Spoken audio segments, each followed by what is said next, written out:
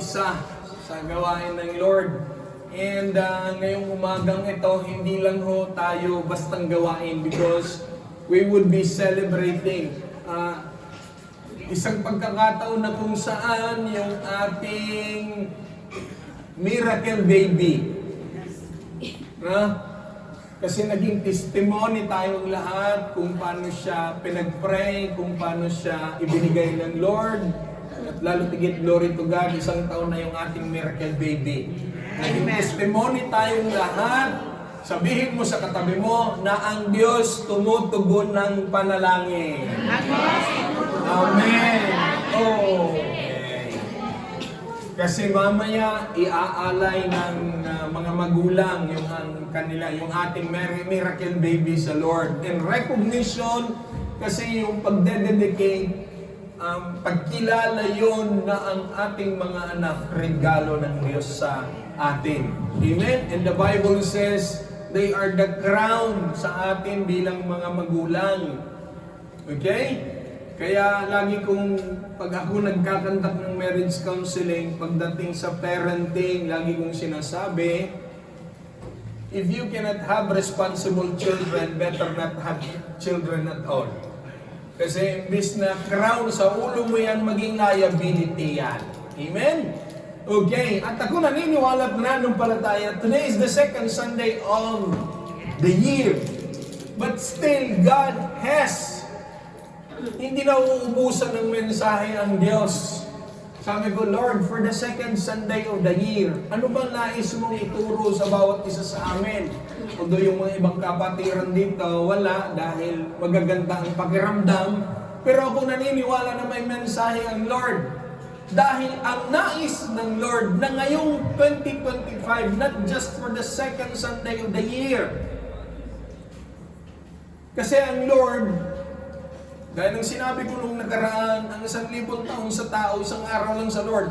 Ang gusto ng Lord for 2025, patuloy nating maranasan yung kanyang habag, awa, biyaya, and eventually, yung inilaan niyang pagpapala sa buhay ng bawat isa.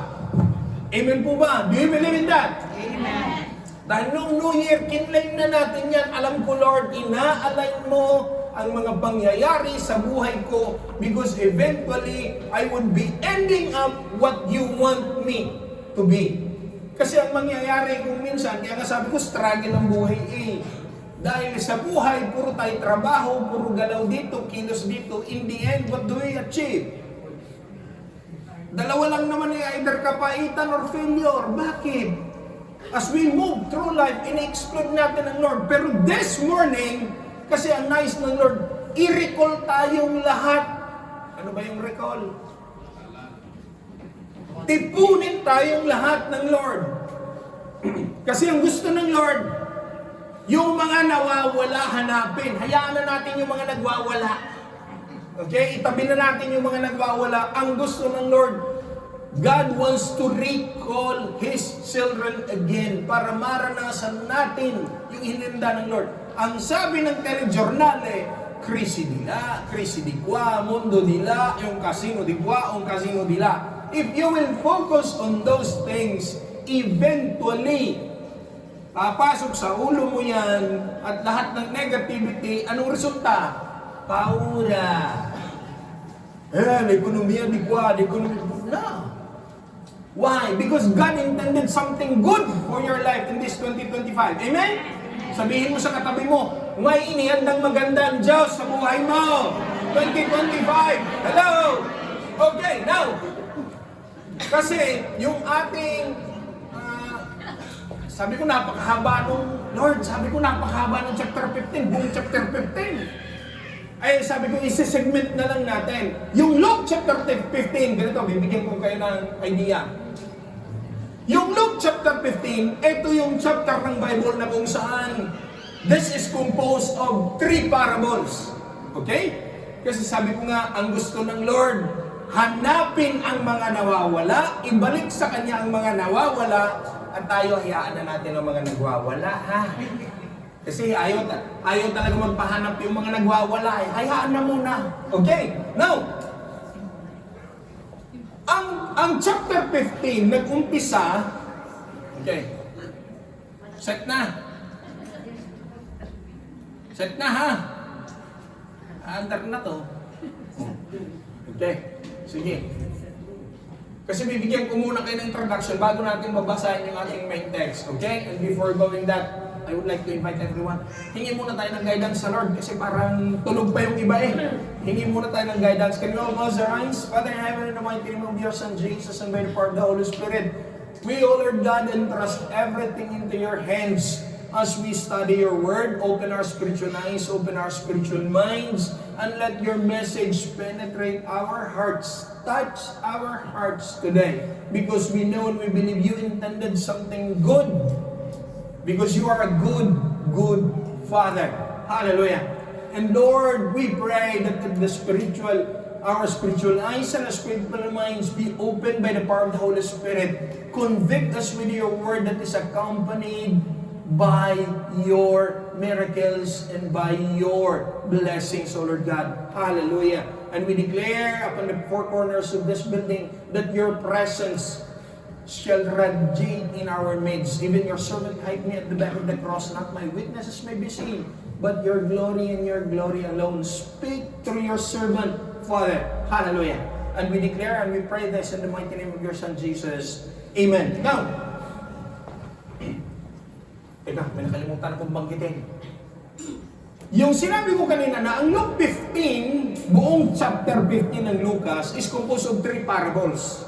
Okay? At alam nating lahat tayo ng mga nagbabasa ng Biblia, pag si Jesus nagtuturo, anong ginagamit niya malimit? Parables, sa Tagalog talinghaga. Parables is composed of 2 words. Okay, parabol, parabola. Okay. The word para means to walk along or to accommodate, to walk alongside. And the remaining word means to wrestle with it. Okay. So, alam ko na ngayong umaga, we will have to wrestle with God's Word. Okay, now, noong si Jesus nag-minister, hindi naman siya, kanino ba nakikihalo si Jesus? Sa mga makasalanan, sa tax collector, sa prostitute. May isa pang ang tagpo doon, may babaeng nahuli sa pangangalo niya, babatuhin, tama? Tapos anong ginawa ni Jesus? Lumapit sa kanya. Sabi, gagawin namin dito because Jewish law requires stoning. So lumapit, babatuhin namin to, stoning, death by stoning. So ginawa ni Jesus, nagsulat siya sa lupa. Tapos, later, yung mga nagpe-persecute na wala na. Diba? Kasi may dala silang bato. Tama? Diba? Now, pero alam natin na nung nag-aaral na si Jesus, ang ginagamit niya lahat puro parables. Because you have to crack the nut to get the message. Para kang kumakain ng noche. Hello? Lahat naman tayo siguro nakakakain ng noche. Di tate, kaya mangia pistachio, già pronto.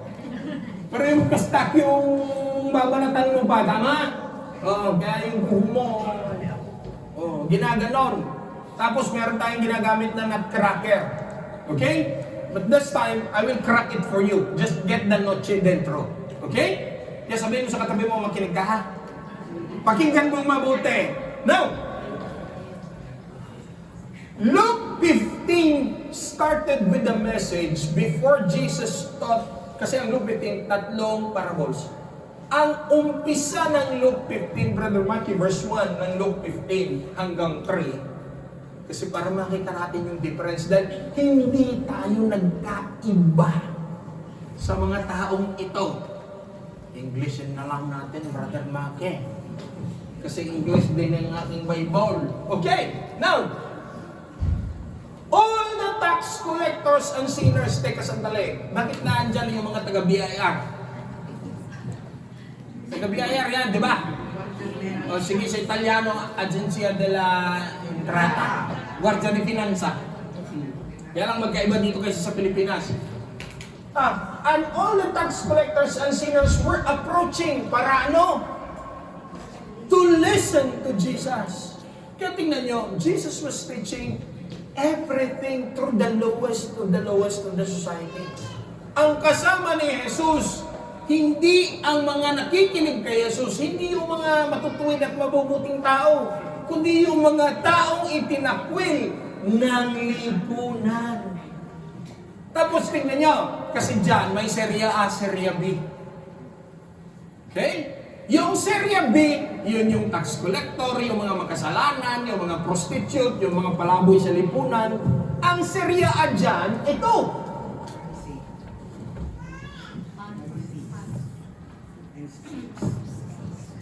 Tapos tingnan nyo kung anong ginawa nila. They complain. Ang sabi nila kay Jesus, kung ikaw talaga, guro na tagapagturo, abay, bakit ang mga kasama mo mga ligo-ligong buhay? Bakit ang mga kasama mo yung mga neglected sa society? Kasi anong message ni Jesus? I come into this world not for the righteous, but for the sinners. Pumunta ako dito. John 3:16. Recite. 1, 2, 3. God so loved the world that he gave his only begotten Son, That shall not will not perish but have everlasting life. John 3:17. came not for the sinner, He came not to condemn the world, but for the sinners that we may be made righteous through His Son. Lahat tayo nagkulang, nagkamali, nagkasala, may minanang kasalanan sa ating mga magulang, at kung hindi dahil sa pag-ibig ng Diyos, buti lang kung nakakahinga ka pa ngayon. Amen! Kaya ang mga kasama ni Jesus, Serya A, Serya B. Ang Serya B, yun, mga tax collector, ang Serya A, mga eskriba, mga preseo. At ang matinding ganito, kung sino pa yung nakakataas sa society, sila pa yung madalas nagre-reklamo. Ang sabi, and they were complaining. Ang sabi nila sa mga tao, this man, si Jesus, welcomes the sinner. Hindi lang welcome, hindi lang join. Eat with them. Kaya nga yung mga disipulo napulaanan, bakit yan ka? Bakit yan? Rabay ninyo, nakikisama sa mga halangang kaluluwa sa lipunan. Kasi ang gusto ni Lord, ikaw at ako bilang makasalanan, manumbalik. Now, this, okay, 1, 2, 3 yan ha. Kung babasahin natin, ang sunod na mga verses niyan is the first parable, which is the parable of the lost sheep. Okay, i-summarize natin ang lost sheep. Ilan ang nawala? Ilan ang natira? 99. Kasi ang sunod niyan, ang unang parable ganito. There was a shepherd who lost one sheep. Iniwan niya ang 99 para hanapin yung one. Okay? Tapos nung nakita niya yung one, masaya siya at pinagdiwang dahil nakita niya yung one. Pero iniwan niya yung 99. Kung makikita niyo sa first parable, it talks about the figure was 100. Kasi mathematics naman kasi 99 plus 1. 100. Diba? Oh, sige. Tapos, sa second parable, okay? Sa second parable, which is from, I think, kasi ang verse 4 to 7 is the lost sheep. Ang second parable, which is 8 to 10, which talks about the lost coin. Now, ni-research ko to. Bakit ganun na lang ka-importante yung isang coin na nawala sa babae? Kasi pala, i-set up muna natin. Kasi, sabi ko, i-set up muna natin yung ating isip. Sabi ko, hindi naman kasi siya monetang nawala lang sa bulsa Bakit ganun kahalaga? Hinanap pa ng babae nawala yung isang moneta sa 10. Tingnan nyo ha. Kanina, 199 plus 1 baga. 100. Ngayon, 10. Tama? Sa 10 coin, isa ang nawala. Sabi ko, bakit ganun kahalaga itong 1 coin? Nahinanap talaga ng babae, hinalubhog niya, ang dibano inuusog niya, ang karpet binalitag niya, nag-ilaw pa siya para mahanap lang. Kasi pala, sa Jewish culture and tradition, Hindi siya basta-bastang coin. Palamuti siya. Connected with silver chain sa ulo ng babae. That means kasi kung ang mga matataas sa susyeta, di ba? Nakita niyo naglalagay sila na yun. Kapag ang babae na mataas ang katayuan sa susyeta, meron silang 10 coins. That's connected with a silver chain together. Na nakalagay sa kanilang ulo. Status symbol yan. Kung sa society natin ngayon, si to drive, if you drive, ito without Mercedes, Volteric ito. Ay. Why? Gosa nila. May sinabi ka sa buhay. Tama? So, etong babaeng ito, sabi ko nga, bakit ganun nalagay? Ano ba talaga tong coin na to? Ni-research ko siya, although hindi siya nakalagay sa Biblia, but I researched some references ng mga theological and Bible scholars. Dito ko napatunayan na, kaya ganun kalaga, kasi 10 yan, nakabitin dito. If one of that lost, that status symbol will not be valid enough. So kung ganun pala yun, kaya ganun na lang niya hinanap, hinalunghog niya ang buong bahay. At nung nakita niya, anong ginawa niya? I think verse 10, Brother Matthew. Sabi, that woman having 10 silver coins, if she loses 1 coin, does not light the lamp, sweep the house, search carefully everything. And when she finds it, she calls her friend, neighbors together, saying, rejoice with me, I have found the peace which I lost. Likewise, I say to you, there is joy in the presence of the angels of God over one sinner who repents. Now, 1 coin. So, 10 coin isang nawala. From 100, from 99 plus 1, 100. Ngayon, 9 plus 1, 10. Okay? Ngayon, naintindihan niya. Kasi alam ko, pag binabasa niyo yung parable na yan, akala niyo, moneta lang na nahulog sa bulsa. Di ba? Hello? Parang yung ikaw naglalaba, mga misis, parang yung ikaw naglalaba ng pantalon ng mister mo. Amore, pengi namang solde pang ispesa. Sabi ng marito mo, wala. Tapos kung naglaba ka ng pantalon, nung hinalughog mo, naglabasan yung mga kulay green. Tapos yung mga kulay pink. Sabi ni mister, walang pera, bakit ito? Okay, now, dito ko nakita na ang nirefer ni Jesus, although literally example niya was sheep, was coin, but it literally expressed, ang sabi, a sinner who returns to God.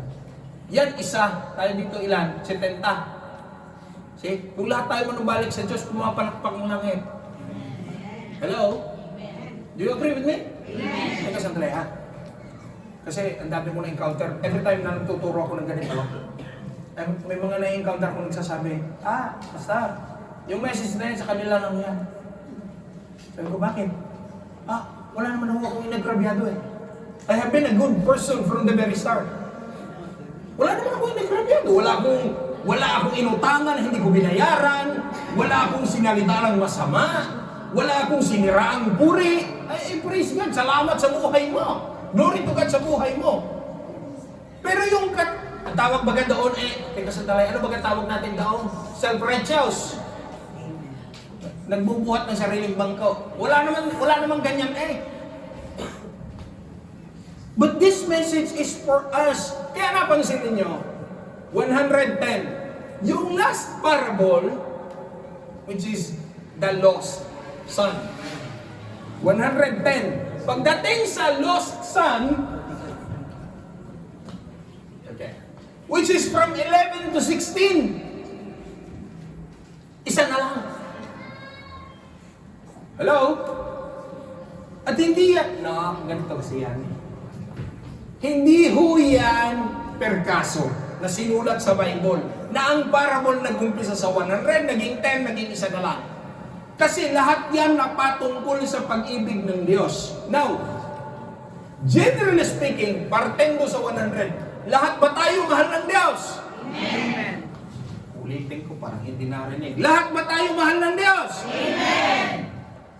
Pag ikaw na lang mag-isa, at nakaharap ka ng napakaraming problema, katakot-takot na financial problem, O kundi, nagkakasakit ka ng malubhang sakit karamdaman.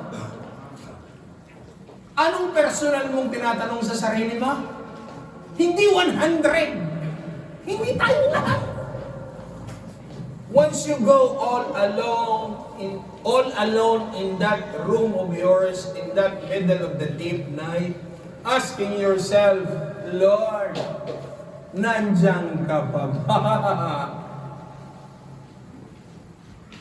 Kasi madaling mag-generalize eh. Mahal tayo ng Lord, amen. Kaya kung pagpalain ng Lord, amen. At teka sandali, pag ikaw na lang mag-isa, sa gitna ng iyong hinaharap na problema, ano ang pwede mong sabihin? Ha? Lord help. Kaya tingnan nyo, because the message today, sige, nabanggit ko ng title, hindi pa. Babanggitin ko na yung title.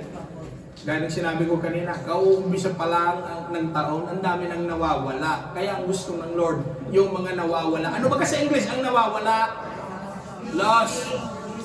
Missing. Okay? Matindi kayo ha, missing. Magaan-gaan na nga nilagay ko dito, at least lost. Okay? Kasi pag missing, mahirap talaga ang possibility na mahanap. Pag lost lang, pwedeng hanapin at makita. Kaya nga, pag lost siya, there's the possibility that it can be found, or he can be found, or she can be found. Kaya ang mensahe ng Lord, minsan na tayong nawala, ang gusto ng Lord, kalabitin mo, katabi mo, balik na kay Lord. Hello? Matagal ka nang tinatawag ng Diyos. Dinidadama mo hanggang ngayon. Now, at dito tayo magpo-focus kasi itong story na to, focus about the prodigal son. Individual kasi ito eh. Kasi yung 100 general, yung 10 marami pa rin yun. Gawin natin individual. Now, sige, we will open our verse. Verse 11, Brother Mati. Ako na lang, basahin ko dito, Tagalog yung aking, tapos sundan nyo sa share mo. Okay. Sinabi pa ni Jesus, isang taong may 2 anak na lalaki. Ang wika ng bunso, Ama, ibigay po ninyo sa akin ang Englishin ko. Okay, ito.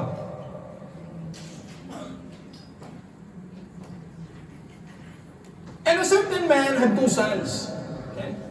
And the younger, so, 3 na ang karakter natin dito. Ama, 2 anak. Panganay, bunso.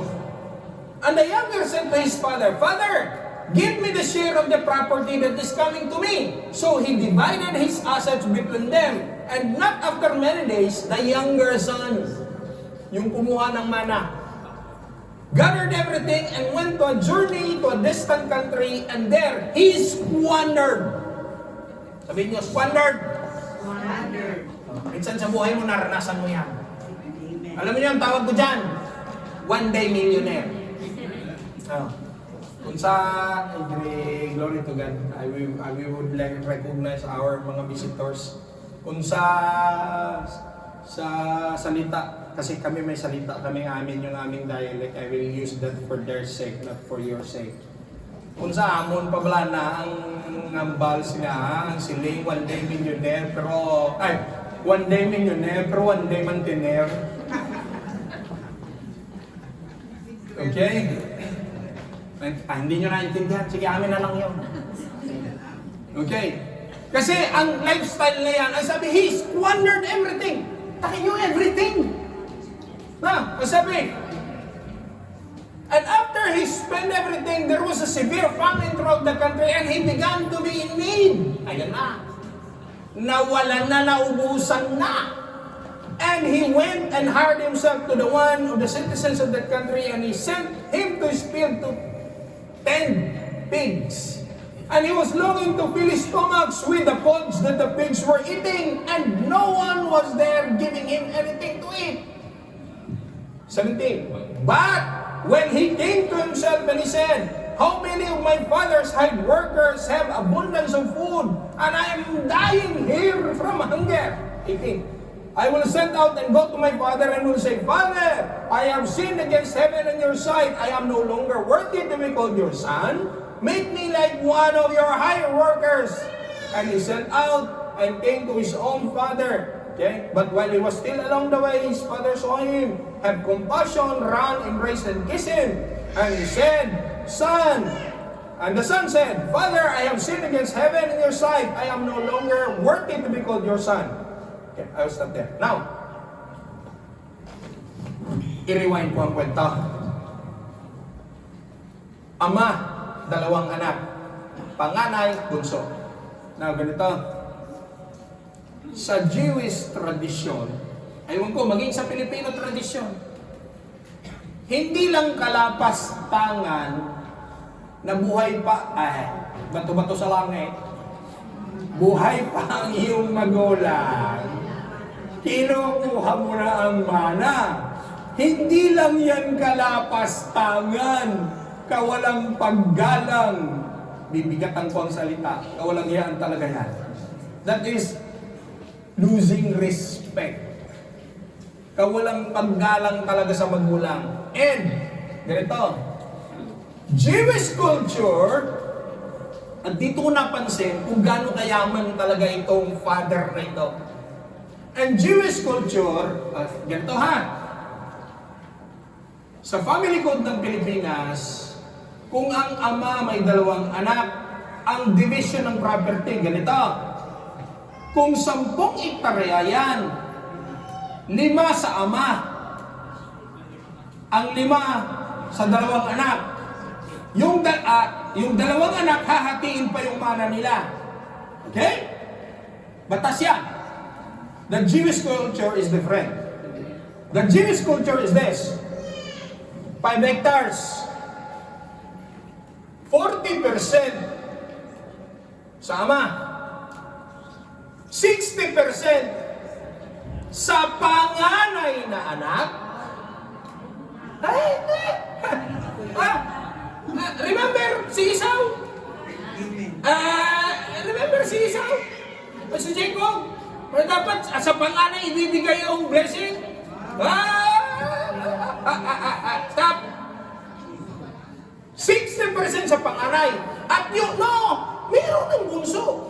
Ang kukuhanin ng bunso, half of that 60%. Oh, kita niyo?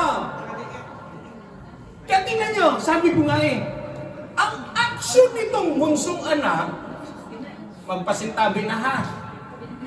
Ang action nitong bunsong anak, hindi lang walang respeto Sa tingin ko, it's really stupid. It's really stupid. Bakit? Mayaman na siya. Kinuha niya yung parte niya. Mabuti sana kung i-invest niya Kaya dito ko rin napansin, nung iginiit niya sa magulang niya, sa ama niya, and then by the way, ganito ha, the father has no choice but to give to him. Kasi it is by right birthright niya yun Hindi pwedeng sabihin ng amang wag. Abay, mga tatay na Pilipino dito, hahabulin kitang itak, buhay pa kung matanda isasanla mo ng titulo, magkamatayan tayo dito. Tama? Hindi. Sabi ko nga, itong pangyayaring ito, mabuti na lang itong pangyayaring na itala sa Biblia, Jewish culture. Kung Pilipino ito, madugong istorya ito sa inyo, tagaan, sa amin, barila. Ano? Sa amin, nagbibilad ng palay, may AK-47 sa likod. Dahil kung hindi mo babantayan ng yung palay, ipagtuyo na yung palayan, doon sa kubo yung palayan, lalo tigit, 1 linggo na lang bago aanihin ng palay, kita mo yung umiinom ng kape doon, nakaupo sa kubo sa gilid ng palayan, naka-Armalay. Kung hindi mo babantayan, di ba gagapas yan? Now, ang desisyon nitong anak, hindi lang mangkan sa respeto Ang put stupididad siya. Klaro. Kasi kung kukunin niya ang yaman niya, do you think he will get richer? No. Tapos nakita ko dito, habang binubulay-bulay ko to, actually, yung anak, hindi naman niya talaga yung gusto yung yaman eh. Kasi mayaman na siya eh. Mayaman na pamilya niya, mayaman na tatay niya.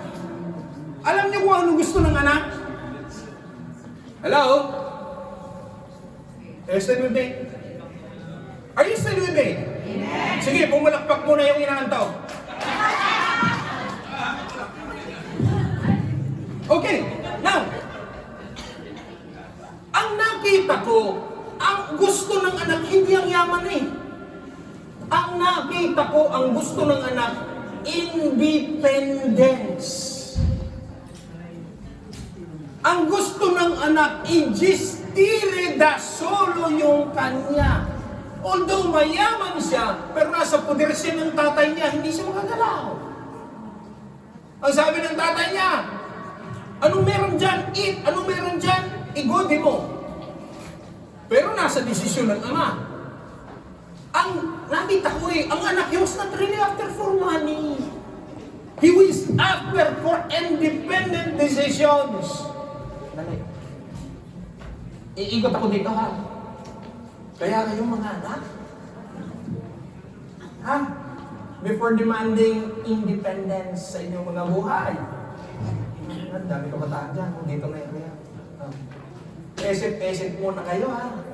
Kaya ko naman talaga. Am I sufficient enough to make judgment for myself? Oh, did you to enjoy ka legalin? Ano na sufficient eh? Alam niyo kung bakit? Nag-18 ka lang, pero alam niyo mga anak, anong kulang sa inyo? Experience. That's why we parents, isang lagi namin sinasabi sa inyo mga anak, makinig kayo, pakinggan niyo kami.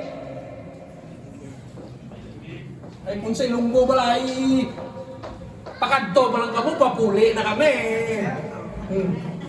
Papunta pa lang kayo, pauwi na kami. Kaya makinig kayo ng maayos. No, Jalabacho, sige, boy. Boy, quando la vita va a casino, mamma. Vedi? Ah, è sempre così la vita. Ganun, guarda che uguale yung nakita ko dito sa hindi inayawan ng Ama. Isa ang gustong ituro ng Ama. This time I will make you wake up with your senses. At dito mapapansin na, guarda ka nag-mature ang anak. And I'm praying and I'm hoping magmamature tayong lahat sa pakikinig natin dito sa mensahe ng Lord. Gustong kunin ng anak ang mana. He was not after really for richness. He was after for two things. Independence and experience. Kaya nung kinuha na niya, at may nakita pa ako dito, sabi ko nga, ang tagal ko nang pinipreach itong mensaheng ito. Ang dami pa rin sikre, ang dami pa rin ginto sa ilalim. Hinati na ng ama, binigay na yung parte niya. And by the way, we're not talking about only money, ha? Yaman ang pinag-uusapan is not only money. Ewan ko, kung ilang hektaryan lupa.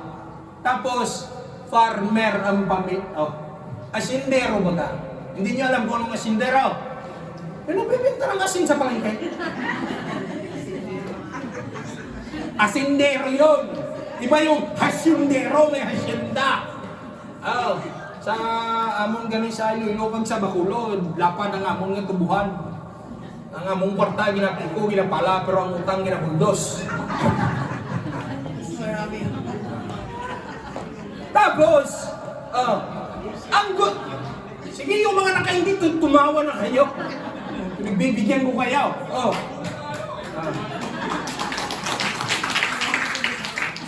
Dalawa ang gusto ng anak niya. Independence and experience. At tingnan nyo, bago siya humayo, binenta niya lahat. Sabi ng ama, yung parte na doon. Yung parte doon, malapit sa ilog. Yung malapit doon sa hangganan, sa border, iyo yun. Yung 5 hektarya doon, iyo yun. Yung 10 ulo ng baka, iyo. Hindi ko alam kung ilang pirasong kambing, ilang pirasong tupa. Kasi bago siya umalis, binenta niya lahat. Kaya ang pagbebenta na yon, madalian.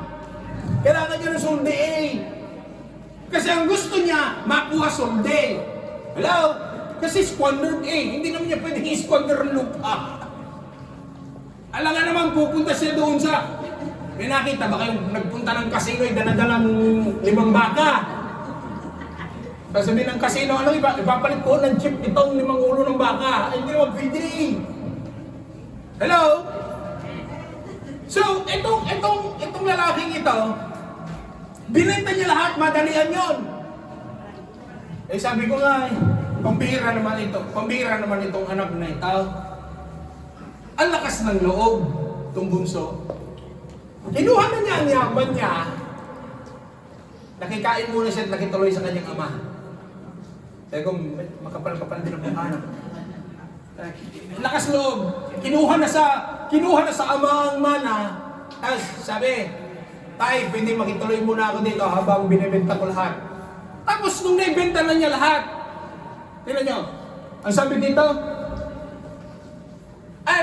sabi, 13, and not many days, tingnan nyo, and not many days after, hindi naman subito eh. Ang sinabi ng Bible, not many days after, ibig sabihin, may ilang araw pa. Okay? 13. And the younger son gathered everything and went into a journey into a distant country.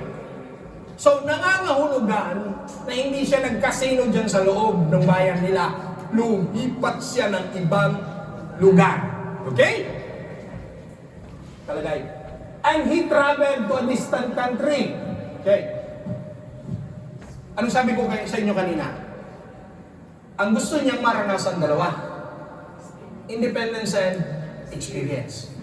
Habang nasa puder siya ng ama niya, hindi niya maranasan yung layaw at buong gusto niya. Tama? Hindi rin siya magkakaroon ng experience. Bakit? Ang ama magsasabi ng lahat ng kanyang gagawin. Dahil bakit? Under pa siya ng jurisdiction ng kanyang ama. Kaya mga anak, sa ating lahat dito, hindi lang sa aspeto ng physical bilang mga anak, bilang mga magulang, kundi sa ating lahat bilang mga kapwa ko Pilipino. Once we move out of jurisdiction, there's a risk there. Nung umalis na siya sa jurisdiction ng kanyang ama, wala na kasi magsasabi ng tama at mali sa iyo eh. Yan kasi ang napakalaking rescue dyan. Bakit? We always pretend. Tingnan nyo ha.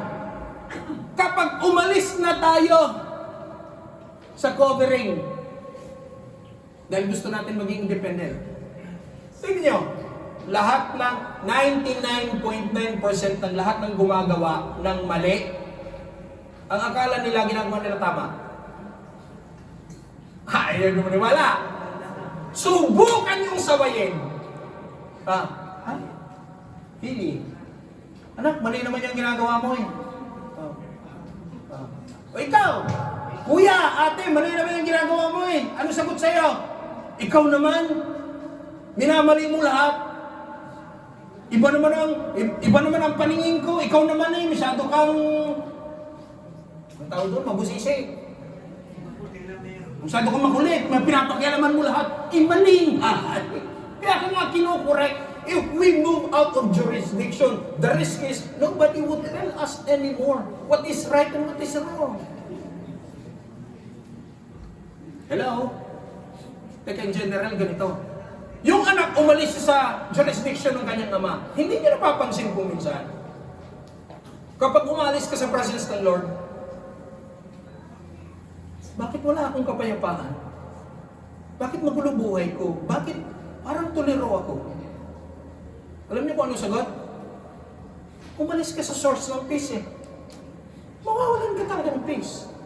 Hindi peace na isda ha. Kasi sa amin ho, ganito, mawalang galang na. Kasi sa amin ho, ang peace, marami ho meaning yan. Ano tawag niyo dito? Peace. Ano tawag niyo dito? Peace. Saan ka nakatira? Peace 1, peace 2. Ano yung binibenta sa talipapa? Okay? Ganito kasi yan. No. I mean, scarsa parte. Kaya pag umalis ka sa kamay ng Diyos, first thing that you lose, kapayapaan. Umalis ka sa source ng kapayapaan. Pastor, bakit ganito ang buhay ko? Parang naging nagmukha akong mangmang, hindi ko na alam kung anong desisyon, paano ko i-handle ang buhay, kung paano ko desisyonan ng mga napakaraming haharapin sa buhay. Bakit? Umalis ka sa source ng wisdom eh. God is the source. Kaya nga tawag sa kanya ano? Our Father. Anong turo ni Jesus na prayer?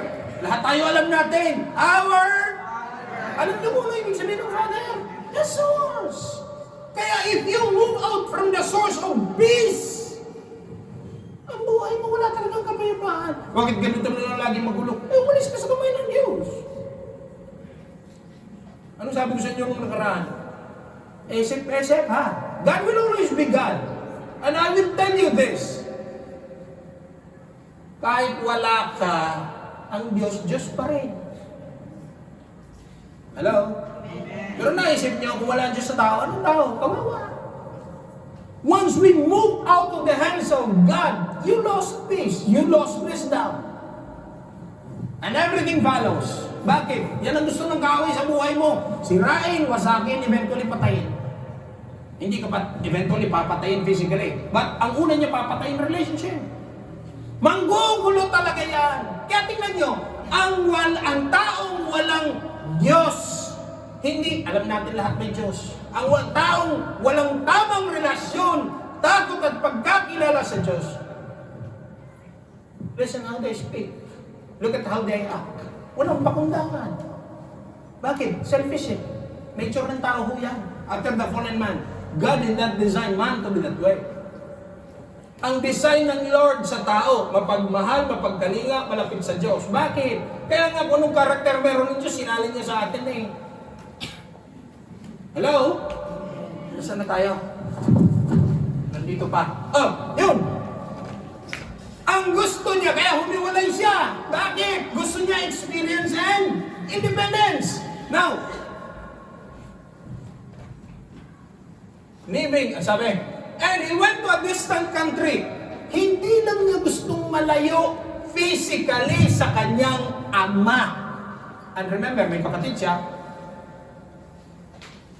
Hindi lang physical to eh. Ang nakita ko, relational din. Tingnan niyo ha. Look at me. Ito, tatapaan talaga dito. Bato-bato sa langit. Yung mga bago, pasensya na ako. Ganito talaga ako mag-preach. Ito ha. Ilan sa ating mga nakaupo dito. Alam ko hindi kayo to, narinig niyo. Magkapatid. Isinumpa na pagiging magkapatid dahil ang sama na. Walang naimik. Dahil totoo sinabi ka. Grazie, sister.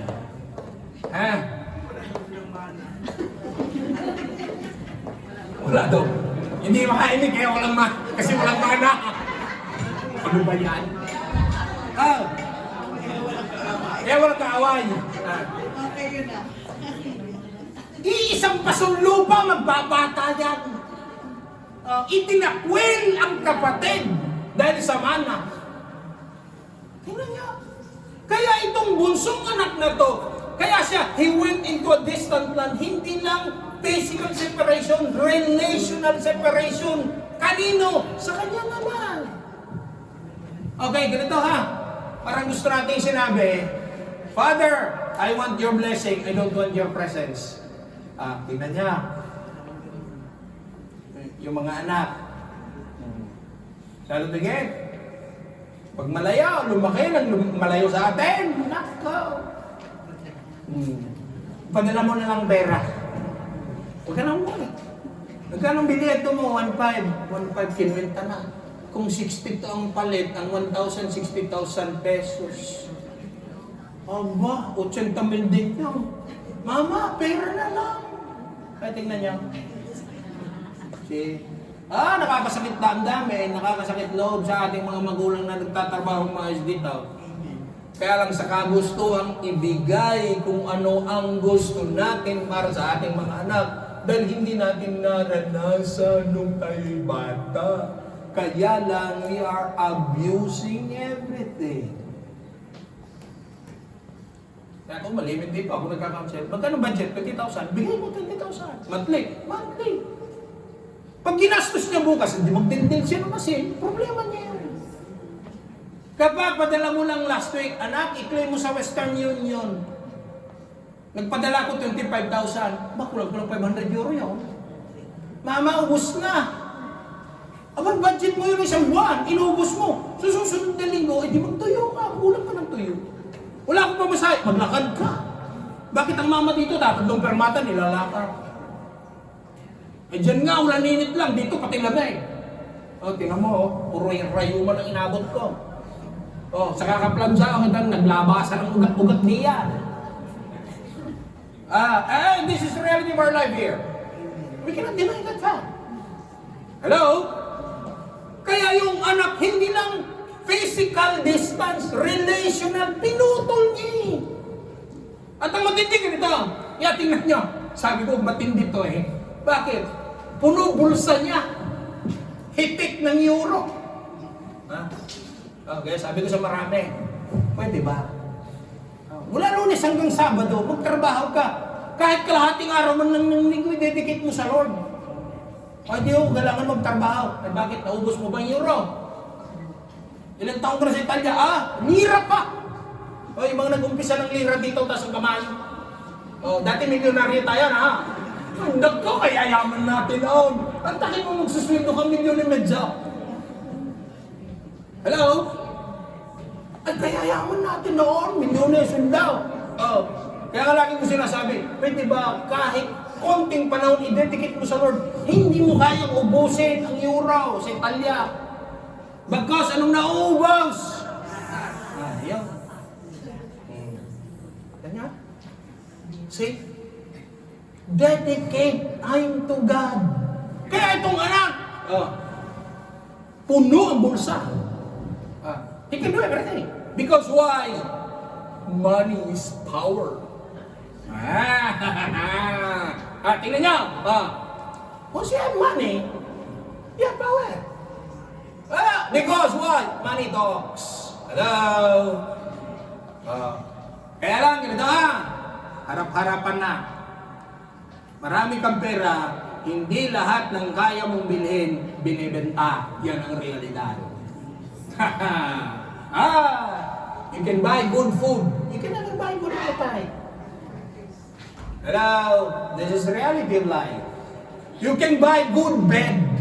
Water bed. Electric bed pa, bilhin mo. Gusto mo. You can never buy good sleep. Hello? Pwede. You can have good investment. Alam mo, basta rin bahay sa Pilipinas, 3 palapag na nga eh. Tapos tinasan pa nung kapitbahay namin, ginawang 3. Ako rin, gagawin ko rin 3. Tapos lalagyan ko ng helicopter pad sa taas. Yabang na yun. Kung sa'y lunggo pa gani, bagrong lao.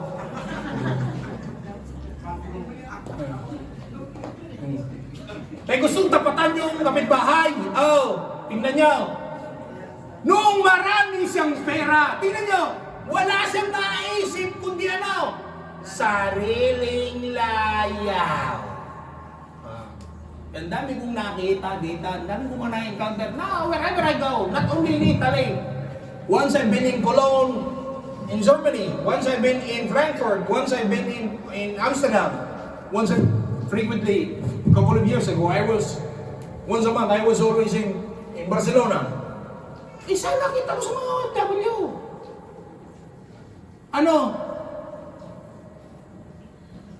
Pastor, 5 years na lang ako dito. Pagkatapos ng 5 years, uwi na talaga ako, Pastor. Talaga, Pastor. Balikan ko after 5. Nandito ko pa.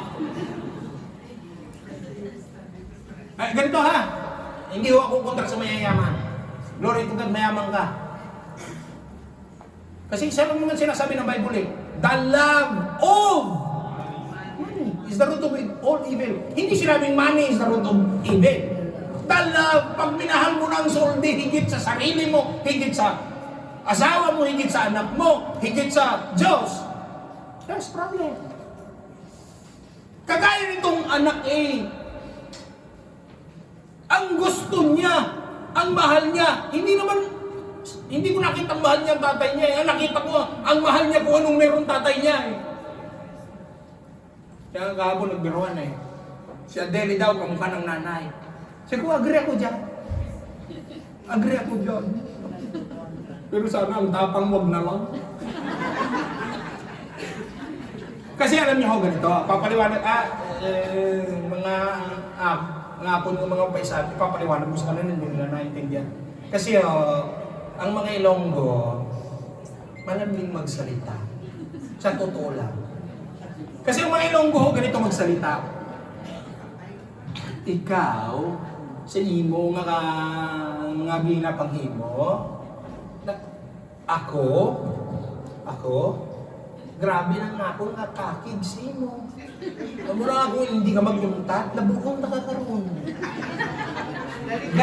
I-translate ko sa Tagalog. Ang Ilonggo, ganyan ho kami kalambing kami dahil my father is GI. Hindi niya naintindihan GI. Although I was born in Maguindanao sa lugar ng mga Musliman. Kasi yung mga Ilonggo, talagang malambing magsalita. Kaya yung sinabi ko kanina, alam nyo ano? Dahil ikaw kalukuhan mo, puro ka kalukuhan, pag hindi ka titikil, tatagain na kita. Ganun pala ho. Ganun ho yun. Ang mga Ilonggo talagang sadyang malambing magsalita. Kaya itong ama, kahit alam na, pinigil ba ng ama ang gustong gawin ng anak? Hindi. Mahal niya yung anak niya. Binigay niya. Kahit alam niyang mapapariwara ang anak niya. Ito namang si anak, hitik ang bulsa ng pera. 5 boy. Kaya minsan tayo, pag marami tayong pera, pagaramdam natin, patsamo boy. Nung naubos na, awanan, finito. Ubos na. Ngal-ngal ka ngayon. Kanino ka unang kakataw? Alam niyo yung malaking kusina dyan sa Loreto, nakalagay, pula. Yung may letter C? Hindi nyo lang?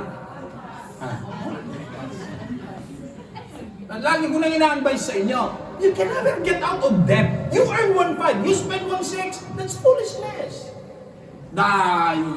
You don't need a genuine mathematician to analyze everything. Paano mo kayo makakalabas sa utang kong ito? Magkano may kinikita mo? 2.5 ho.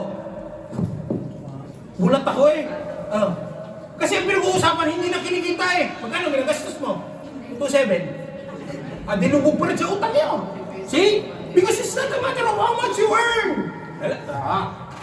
Hindi. Yawanti, quando lavorate, non è questione di quanto guadagna. Ma quanto devi spendi? Hello? Kahit kikita ka ng 5,000, kung gastos mo sa ismil, wala mo pupunta ng buhay mo. Etong anak, pagramdam niya, hindi na uubos ang pera niya. Ang sabi, he squandered. Wasteful living. Anong wasteful living? 3, nakita ko dito. Alak, sugal, babae. Wala na. That's the fastest way to squander your money. Tingnan nyo. 14. And after he had spent everything, there was a severe famine. There was a severe famine in the land. Ubus na pera niya. Nagkaroon pa ng pandemya. Patay tayo niyan ngayon. Tapos anong nangyari? Wala na siyang pera. Nagpandemya pa, nagka-crisis. Kaya tingnan niyo, anong ginawa niya? Nag-apply siya, trabahador. At tingnan niyo, ganito isa sa na-analyze ko sa katotohanan dito, sa storya na to, kasi sa Jewish culture, once you have money, you're privileged, you go to school. Educated kayo. May pera akong magulang niyo. Imposible hindi siya imamanda sa good, best universities. Kaya itong youngest son na to, educated to But look where he ends up. Anong trabaho niya? Nag-apply siya. Anong posisyon? Manager. Parang ikaw, teacher ka sa Pilipinas. Ako nung una kong dating dito, iyak ako Sabi sa akin, gayak na. Bakit? Tayo mag-opisina. Tinignan ko ang relo. Sabi, Alas 4:30 ako po, opisina. Ay, November! Dumating ako November 2 eh. Ay, November 11, nagkaroon ako ng papel. Tinignan ko sa bintana. Madilim. Tapos alas 4:30, mag-uopisina. Masama ka sa akin, na. Ay, yung pala kami maglilinis ng opisina. Kami maglilinis ng opisina! Ay, okay. Kapatid ni Arnold, si Kuya Nestor, kasama ko sa empresa. Oh. Sabi, akong bata-bata, I was only 27 at the time. Oh. Young and slim. Ay, sabi sa akin, ikaw malakas pa. Doon ka sa basement. Hindi, siyempre, bagong salta ka, wala kang magawa. Kumbaga sa hierarchy, ikaw yung bagong salta, di ikaw yung utusan, ikaw yung pinakabata pati. Oh. Akala ko naman, ano yung basement? Mensa! Yung kinakainan! Na pag naglalakad kayo, lumalagit ang iyong sapatos sa mantika! Sabi siya, linisin mo itong lahat. Linisin mo ang mga upuan, mga bangko, ipatong mo sa tabula, mapin mo. Yun bang magmamap ka, pag hindi mo pupersa, hindi gagalaw ang map. Tapos sobrang lagkit. First day, iyak ako. Sabi ko, Lord, hindi ganitong gusto kong buhay. Tululuha ko eh. Kaya lang ngayon ko naintindihan, pag may plano talaga ang Lord sa'yo, may plano talaga ang Lord sa'yo. So sabihin mo sa katabi mo, kung anong plano ng Lord, pumunta ka saan? Kasi kung anong plano ng Lord, yun talaga ang plano ng Lord. Gusto ko maging doktor noon. Sabi ng nanay ko, sabi ng nanay, tatay ko, gusto mo proceed ng medicine. I was hoping to enroll at Silliman University. Awanti kwarta. Walang pera eh. Tapos sabi ng nanay, tatay ko, paano yung dalawang mong kapatid? Sila pa mag-aaral? Di tigil. Sabi tatay ko, work! Professional ka na. Pinag-aral kita hindi para maging bobo. Trabaho! Kung siya laborari. Perforsa, kanina may laborari. Basta. Tapos sabi ng tatay ko, independent ka na ngayon. Go! Kaya itong anak, diplomado siya, titulado siya. Where did he end up? Anong trabaho niya? Tagapagpakain ng baboy. Ganito. Jewish culture would tell you, sa Middle East, bawal ang oink-oink. Bawal ang baboy. Jewish culture, they don't eat pork. Hello? Kaya tingnan nyo, titulado siya. Saan siya umantong? Tagalaga ng baboy. At tingnan nyo, habang nagkukwento si Jesus ng parable, sino kasama ni Jesus? Mga Jewish community. Scribes, tax collector, Pharisee. At para sa kanila, ang baboy, ang pinakamaruming hayop. Hindi nga kinakain eh. But since he is not in their territory, he is in a distant land, na doon pwede ang baboy. Titulado siya, walang nagawa, titulo niya. Hello? Mayaman siya, walang nagawa yaman niya. Yan yung klarong from riches to rags. Tapos, eto. Habang nagpapakain na siya ng baboy, ang takin niyo, pati pagkain ng baboy, pinagnasahan niya, sobrang puto. Sabi niya, sandali.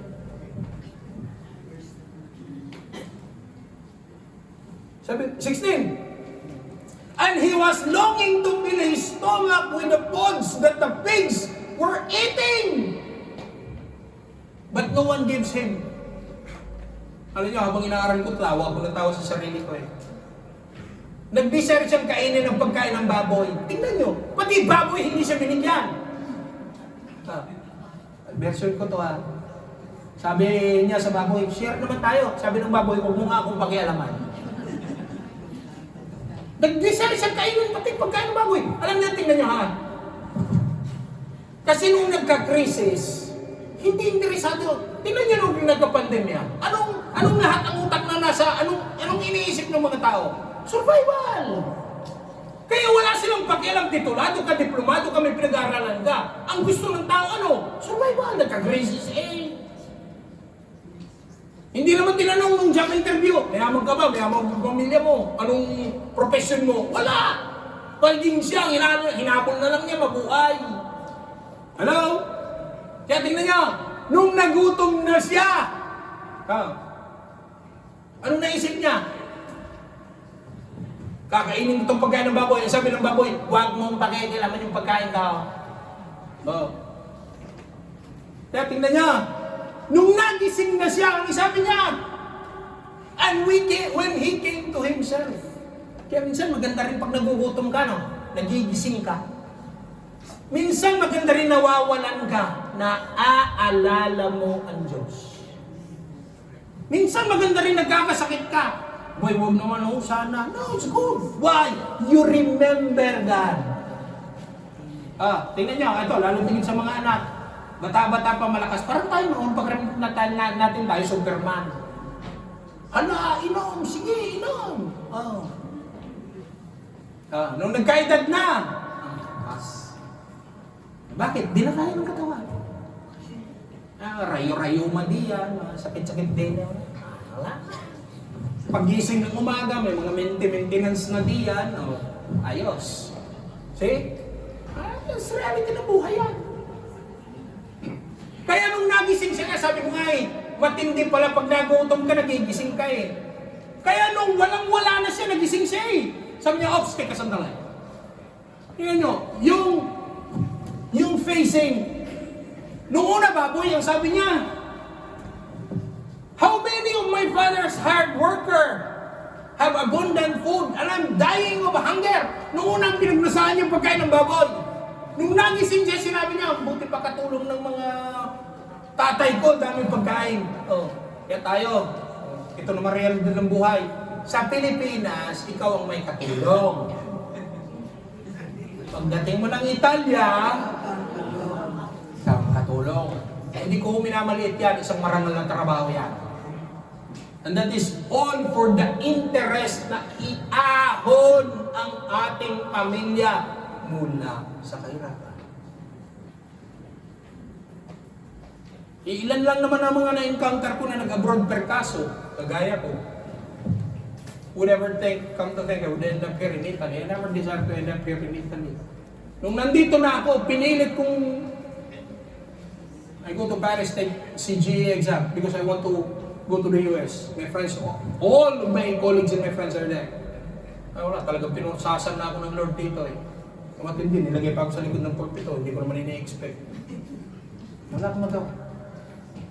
Ang reward na lang nakikita namin, nagpapasalamat ng tao na isang pamilya, nakausap na ipag-pray. Na-restore ang relationship ng mag-anak.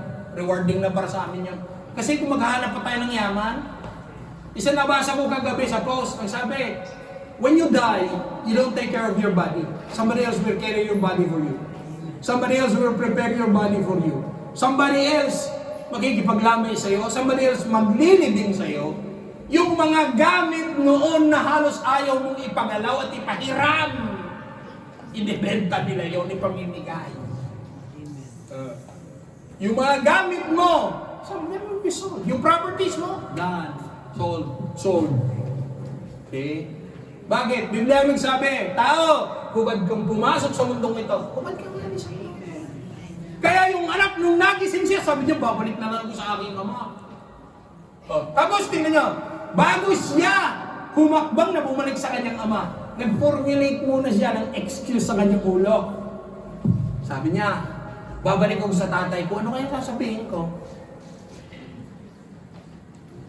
Kaya sabi niya, ganito na lang, Papa, forgive me. Pero hindi tumigil doon.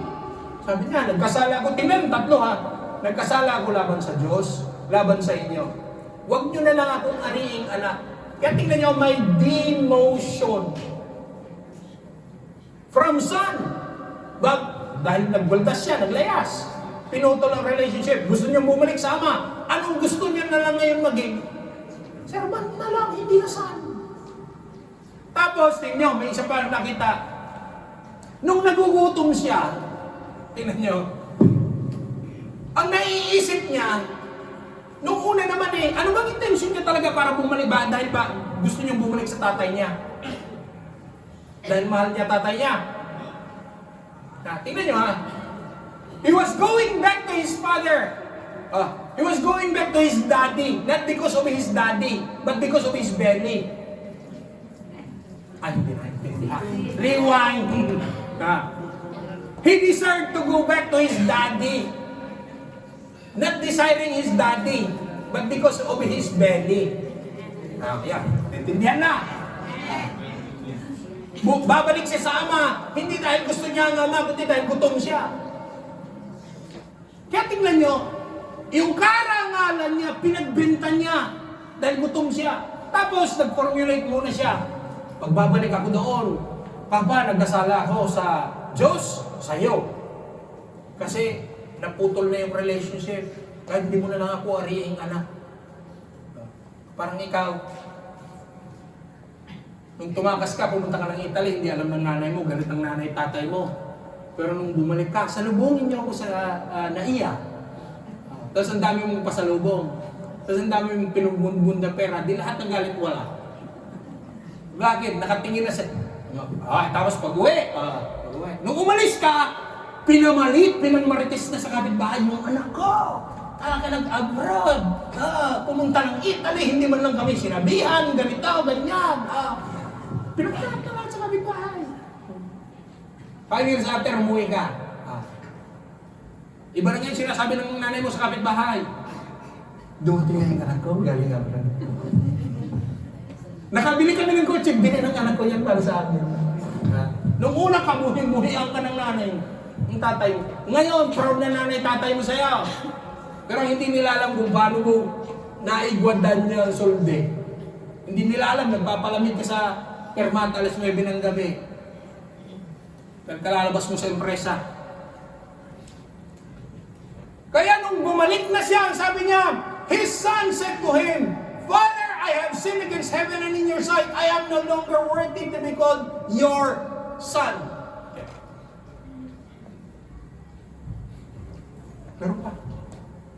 Yun, son. Nung una, ang sabi niya sa tatay niya, give me, give me, give me. Hindi niya naintindihan. Nung kinukuha niya yung yaman niya, anong sinabi niya sa tatay niya? Give me, give me, give me. Tama? Ang tatay mo lang magawa, bigay. Inubos niya lahat, nagpakasasa sa buhay, nagwaldas. Nung naubusan na siya at nawalan na siya, gusto niyang bumalik sa tatay niya. Ano ang sinasabi niya ngayon sa tatay niya? Accept me, accept me, accept me. Tingnan niya. Pero, let me close here. Kasi gustong ipakita ng Ama nating lahat sa langit. Sabihin mo sa katabi mo, mahal ka ni Lord. Mahal ka ng Diyos. Na kahit anong ginawa natin sa buhay, mahal tayo ng Diyos. Ang sabi ng Bible, kinamumuhian ng Diyos ang kasalanan. Mahal ng Diyos ang nagkasala. Because tatlo yan. Justice, mercy, and grace ng Lord. Hindi Jesus Christ. Para example yan, nagnakaw ka sa supermarket. Papaliwanag ko sa inyo yung difference. Nagnakaw ka sa supermarket, tinago mo dito. Dahil nagutom ka. Ang sabi ng guard, ano yung kinuha mo? Kaya ako nabili ng nakagutom lang ako. Kung ang security guard ang habol niya justice, itinunsya ka, makukulong ka. Nagnakaw ka eh. Kung ang habol ng Diyos justice, sabihin mo sa katabi mo, ikaw ang dapat nandiyan. Tayo ang dapat nandito. Bakit? Tayo ang nagkasala eh. Kaya ang Lord, hindi. Hindi justice ang pinag-usapan. Ang sunod ano? Mercy. Example ulit. Nahuli ka ng guard, nagnakaw ka, dahil gutom ka prosciutto. Katindi naman, pinagpalit mong karangalan mo sa isang kumbensyon ng prosciutto. 2 euro. Hoy, may masmasan ka. Nahuli ka ng guard, tinago mo ang prosciutto. Sabi ng guard, ano yan? Guard, nagnakaw lang ako kasi gutom ako eh. Wala na akong pera.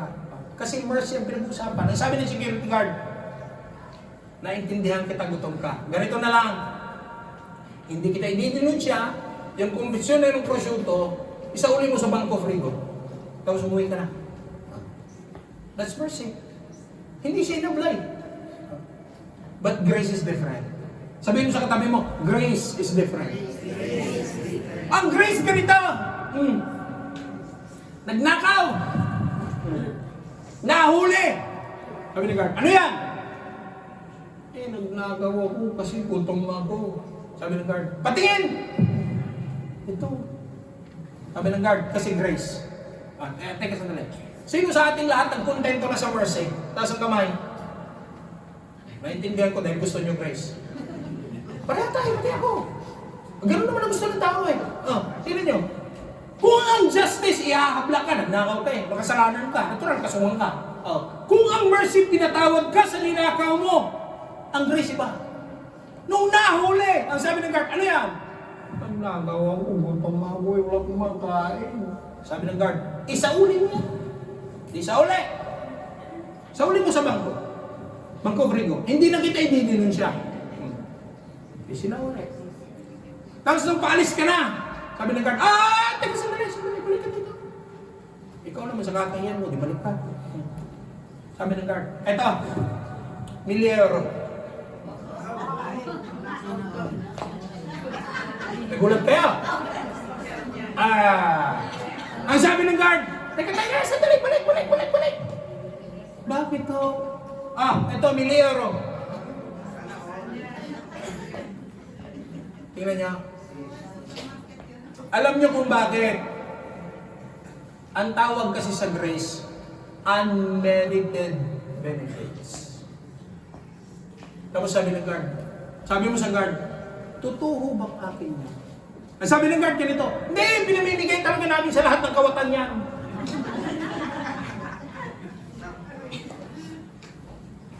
Kung justice ang pag-uusapan natin, ikaw dapat ang pinako dito. Dahil mercy ang pinag-uusapan, si Jesus ang nagpapako, imbis na tayo. Dahil grace ang pinag-uusapan, nagpapako na si Jesus dito. May 1K ka pang binigay ni Jesus. Alam niyo kung anong 1K na sinasabi ko? May eternal life ka pa na binigay ni Jesus. Hindi, sige, palakpakan natin ang mga. Hindi lang buhay na ganap at kasiya-siya ang gustong ibigay ng Lord sa iyo. Ang gusto ng Lord, habang nasa lupa ka pa, maranasan mo, kung nasa langit. Kasi tingnan nyo, may mga tao kasing ganito. Pag Diyos ang pinag-uusapan, saka na wala akong panahon sa Diyos na yan. Tingnan nyo pag yung isang paa, nasa bingit na. Pakinggan nyo ang bukang bibig. Diyos ko po, tulungan niyo ako. Diyos ko po, pagpalain niyo. Hanggat hindi sinasabi ng doktor. Brad, 3 months ka na lang. Lahat tatawagin mo. Pati si San Miguel, tawagin mo. Bakit? This time, you need God. Kaya ang panawagan ng Lord sa ating lahat dito, second Sunday ng 2025, habang malakas, sabi ng Bible, habang malakas ka, pahanapin mo ang Diyos. Hindi reliyon ang pinag-uusapan, no religion can save anyone. At walang reliyon ang makakapagpabuti sa tao dahil bakit ang reliyon ay kapamaraanan para tayo mapalapit sa Diyos. At hindi yan ang end.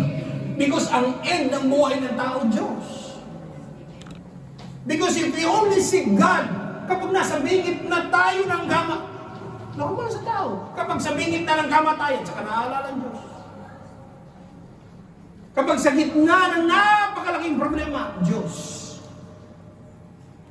Kapag walang problema, Diyos pa rin, may inom ng Diyos.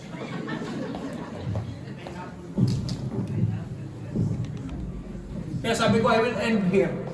Nung bumalik ang anak, ang sabi na, di nag-encounter sila ng kanyang tatay. And mind you, Jewish culture will not permit running towards your son. Aber, sino nagkasala? Ang anak. Anong ginawa ng ama? Nilapitan at tiyaka. Naku, kung ikaw yaw, alam ko na kung gagawin mo. Look at me. Ito gagawin mo. Bumalik ka pa. Tumawa eh. Ito naman eh. Kung ikaw yaw, anong gagawin mo? Bumalik ka pa. Kinain mo rin ng friend mo. Tingnan mo? O, kailangan mo rin kami, ano? Hello? Folded arms.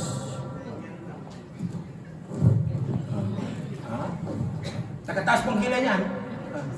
Ano? Kailangan mo rin kami, ano? See? But the father did not do that. Sabi niya, anak, mahal kita eh. Kasi kahit anong ginawa mo, anak pa rin kita. Tayo dito mga magulang. Naaawa at ang ating mga puso every time nagkakamali ang ating mga anak. Pero hindi nangangahulog ang pusya mo tiyari ng Stravini. Nalmoto na laltro, eh siyempre ng Stravini. Naawa tayo sa ginawa, galit tayo sa kasalanan ginawa. Maria, sa realidad, mahal natin, anak natin eh. Hello? Now, sabi ko nga, eto ending na. Ending na ng tagpo. Nung magkatagpo na sila, na dapat ang ama ang susumbat sa anak, hindi. Lumapit ang anak, ang sabi niya, Ama, nagkasala ako sa Diyos at laban sa inyo. O, tingnan nyo. Hindi tinatapos ng ama ang statement ng anak. Ay, yung maniwala. Bago siya bumalik sa tatay niya, anong sinabi niya? I will go to my father, and I will tell my father I have sinned against God and against you, and make me. Ano sabi niya? As one of your servant. Hindi mo na ako i-consider na anak, gawin mo na lang akong katulong. Pero tingnan mo anong ginawa ng ama. Hindi hinayaan ng ama na mapigkas ng anak. Like nga servant. Ang sinabi lang ng ama, ang hinayaan lang ng ama, nagkasala ako laban sa iyo, sa Diyos, laban sa iyo. Tapos. Kumbaga sabi ng tatay, huwag ka na magsalita. Ganyan ang Diyos sa atin. And mind you, everybody here, I'm challenging you. Kung hindi ka mahal ng Diyos, kung hindi tayo mahal ng Diyos, matagal na tayong kinuha ni Lord. Kaya lang mahal tayo ng Diyos. May plano pa ang Diyos sa buhay mo ngayong 2025, kapatid. Palakpakan ng Lord. Tapos, nung nakita siya ng ama, niyapos, hinagkan. Kahit amoy baboy siya, amoy baboy naman talaga. Nagkalaga ng baboy madungis ang damit. Anong sabi ng ama? Sa mga serban, put a cloak on him. Suotan ng balabal. Finest robe. Do you know what robe signifies? Hello? It signifies dignity. Nung umalis siya, naging katulong siya. Nung bumalik siya, nawala dapat ang right niya bilang anak. Ibinalik ng ama. Ibinalik ng kanyang dignity. Kaya sinakluban siya ng robe. Anong sunod na sinabi ng ama? Suotan siya ng sing-sing. What does ring signifies? Authority and access. Ang gusto ng anak, bumalik, katulong na lang, sabi na tatay, hindi. Ibabalik ko sa iyo uli. Suotan siya ng sing-sing. Ibabalik ko sa iyo uli ang authority. Anak kita. At ibabalik ko sa iyo uli ang access. Tapos ano pa? May sinabi pa ang ama. Suotan siya ng sandalyas. Sa kapanahon na nila, lahat ng naglalakad ng nakapaa, slaves. Ang walang panyapa, slaves. Katulong. Jewish culture in their times. Pero sabi ng ama, kasi katulong siya. Tagapag-alaga ng baboy, hindi pala siya panyapa. Eh ngayon, bumalik na siya, sabi ng ama, suotan ng panyapak yan. Ibinabalik ko ang, what does shoes symbolizes? What does sandalias symbolizes? Freedom. Ibinalik ng ama ang kalayaan sa kanya. At gusto niyo marinig, yung dulo-dulo talagang talaga. Kaya sabi ko sa inyo, marami ditong nakaupo na karinig para tayong yung magula, yung kuya. Di nagkakapistahan! Sabi ng kuya, pagod na pagod, galing sa pag-aararaw. Sabi ng kuya, anong kaguluhan yan? Nakasalubong niya yung katulong ni isa. Ay, sir, tingnan nyo ha. He heard singing and dancing. 30. Sama kayo? And he summoned one of his slaves and asked, what does the thing means? And sabi, and now his older son was in the field. And when he came and approached the house, he heard singing, music, and dancing. Yan, Brother Maki. Ayan. Teka, sandali. Malabo eh. Malabo. Alam niyo kung anong malabo? Basa, 1, 2, 3. Sige. Sinong nakaka-heard ng dancing dito? Taas ang kamay.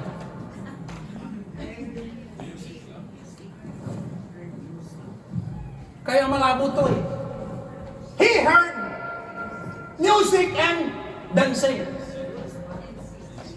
Kailan ka ba nakaka-heard ng dancing? Kasi kung sandali. Gutom na kayo? Parating na yung lechon natin. Kasi if we heard music, at kasi ang dancing noong unang panahon, may mga bells, may mga kalimbang. That's why he heard dancing. Yung bang, pesta nila yun sa kanilang mga kapanahunan. May mga simbal, may mga maliliit na mga bells. Kaya alam nung panganay, anong kaguluhan yan?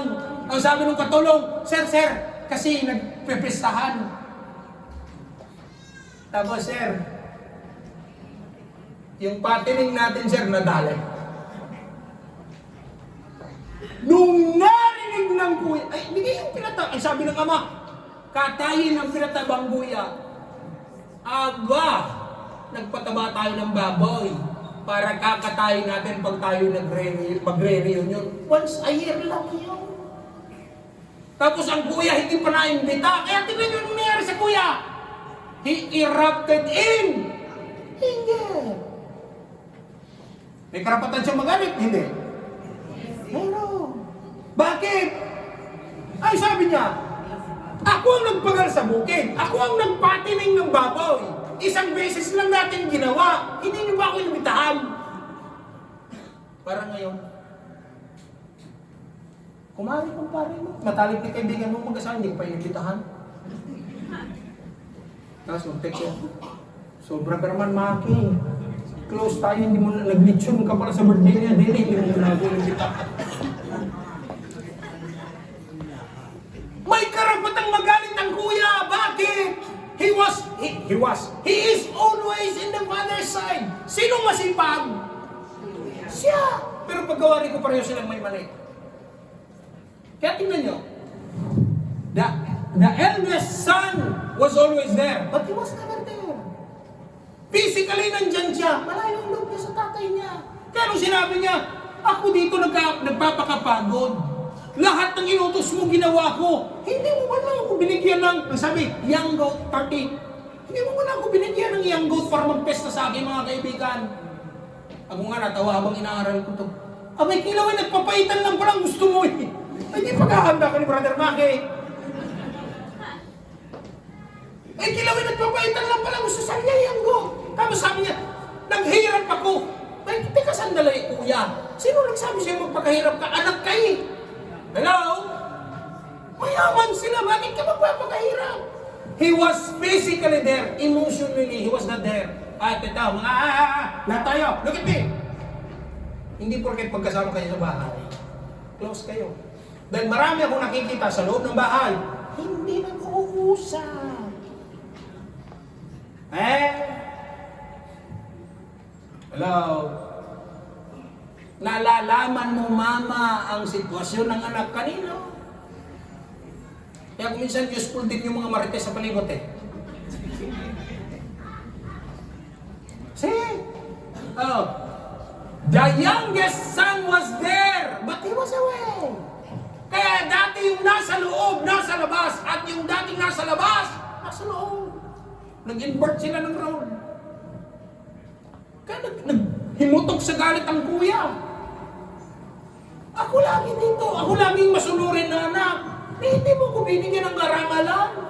Pero tingnan nyo ang mapayapang sagot ng ama. You are always here. And what is mine is always yours. Ang sabi ng Lord, kung anong meron ng Diyos, meron din tayo. Bakit? Pamana sa atin. By the way, ganito for the sake of everybody, hindi lahat ng tao anak ng Diyos. Shock. Hindi lahat ng tao anak ng Diyos. Lahat ng tao nilikha ng Diyos. John 1:12 says, ang sinong tumanggap kay Jesus, binigyang karapatan maging anak ng Diyos. Only those who accept Jesus as the personal Savior was given the right to become a child of God. Dahil ang lehitimong anak ng Diyos, Jesus. Ang Jesus na namatay sa krus ng Kalbaryo. Kaya bilang challenge sa bawat isa sa atin, alin ba tayo sa karakter na pinag-usapan natin? Si bunso o si panganay? SF. Pero alam niyo kung anong gusto kong isipin? Ayoko ng bunso, ayoko ng panganay. Gusto ko yung tatay. Gusto ko yung daddy. Bakit? Parehong anak nagkamali. But since the father was considerate. Alam niyo yung ginawa ng tatay? Pinikit niya mata niya. Kung dito si panganay, kung dito si bunso, ganyan ang ginawa ni Jesus sa lahat ng ating kasalanan.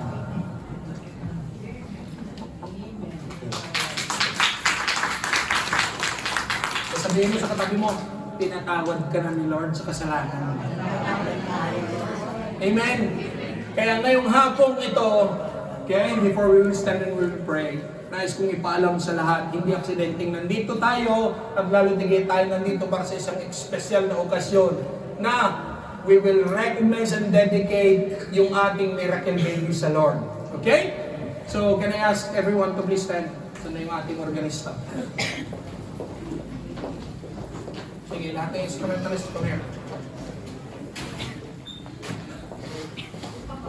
Once we were lost, but God, salamat! Sabihin mo sa katabi mo, salamat natagpuan tayo ni Lord.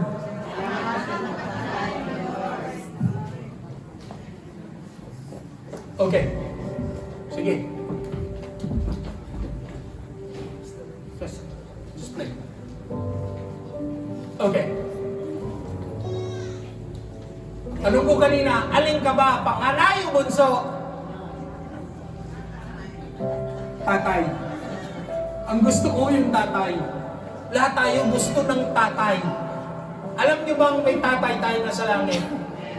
Na kung gaano kabait ang tatay dito sa ating inaral, He is a God that never changes. He is the God of yesterday, today, and forever.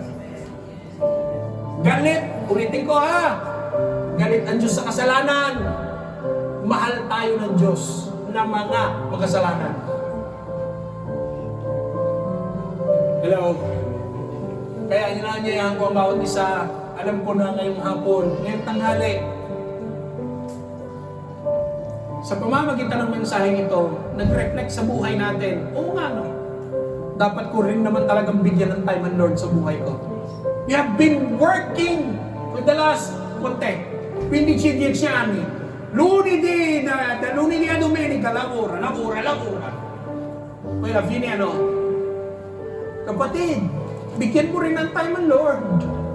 Bigyan mo rin ng time ang Diyos na nagpapala sa iyo. Bigyan mo rin ng time ang Diyos na nagbibigay ng kalakasan. Bigyan mo rin ng time ang Diyos na nagbibigay ng libreng hangin. Hello?